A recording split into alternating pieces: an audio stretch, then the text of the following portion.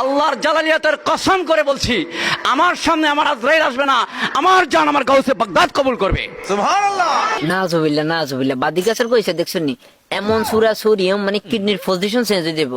গের তো আপনারা চিনি রাখছেন, সিন্নি করে ওরফে জিলাপি কর। আমি দুনিয়ার জমিনে এসেছি বৃহস্পতিবার দিন শোভে সাদেকের সময়, আলহামদুলিল্লাহ।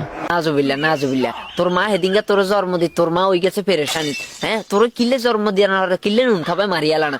আমি চিন্তা করতেছি, আমি প্রতিদিন তোরে নিয়ে চিন্তা করতেছি, তোর লগা আর বন্ড আছে, আমি এদেরকে নিয়ে চিন্তা করতেছি, তোদেরকে কোথায় পাবো, কোথায় জানি তো করে সুরিয়ম। মুক্ত মনে বিশ্বাসী, আলহামদুলিল্লাহ বলেন। তোমরা কি বিরক্ত? বাইরে তোর কথাই তো আমরা বিরক্ত, তোর কথা তো বাংলার মানুষে বিরক্ত হয়ে গেছে। তুই আর একটা বকিস না, চাই হাইলে যদি হারস কোন কচু গাছের লগ গলা দড়ি দিয়ে মরি যায়।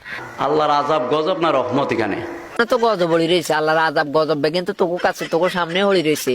আওয়াজে তো কয় পেছনে তার আযাবে গজবে আছে, রহমত না বরকত?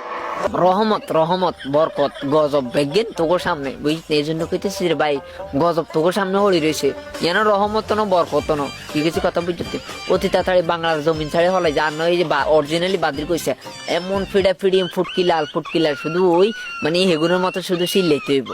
সূরা মুহসিনের আয়াত আল্লাহ ওই তো আর গাঞ্জা করাইছে, ইয়ের গাঞ্জা দে দেখবি যে কি গলা ক্লিয়ার হয়ে যাবে। ইয়ে গাঞ্জা খান ছাড়া কেন ইয়ের উপে নেই, ইয়ে গাঞ্জা খানা লাগে হাগলে দিছে। কোরআনের মধ্যে কয় আল্লাহ কয় আল্লাহর রহমত অলির কাছে, এখন অলিয়ে কয় আল্লাহর কাছে, আবার আপনি ফাঁকে পড়ে গেছেন।